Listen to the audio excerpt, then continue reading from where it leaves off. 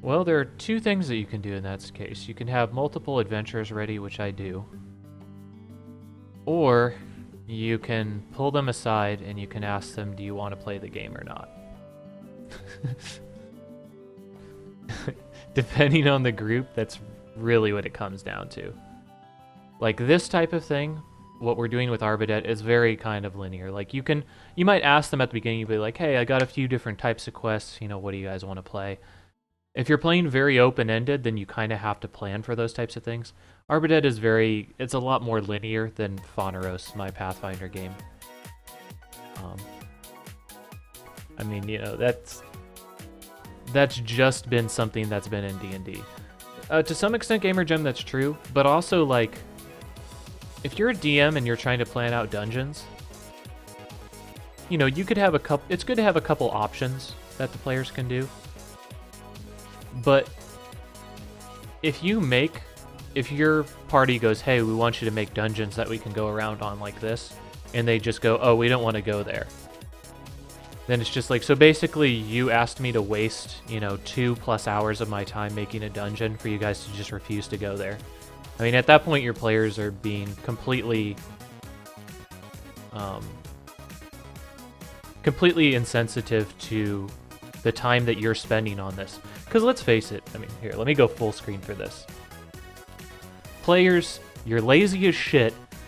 You fucking spend 1 hour maybe between sessions planning things out and getting things set up for your character.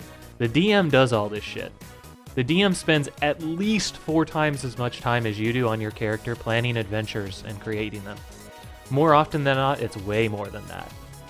And that's not to say that you're terrible people for being players, but you gotta cut us some slack, Unless you're paying us salary money for this, we can't make this a complete job.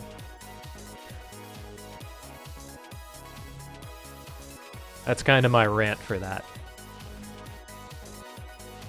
It's nice to have a couple options. You should have that just in case the party really doesn't want to do something. But at the same point, it's like, hey, do you guys want to go ahead and raid the... it's a terrible way to say it. You want to raid the crypt of the King of Argonia or whatever? And they go, yeah! And you go, okay, let's go ahead and raid it. And then they go, we don't really feel like doing that now. Okay, I guess everybody goes home until the next session. See you guys in a week.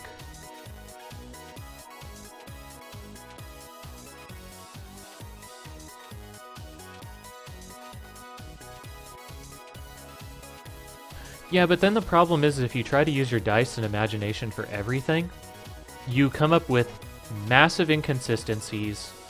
Sometimes things aren't tuned correctly. Sometimes you forget where things are. If you're not playing on an actual map, this is especially apparent.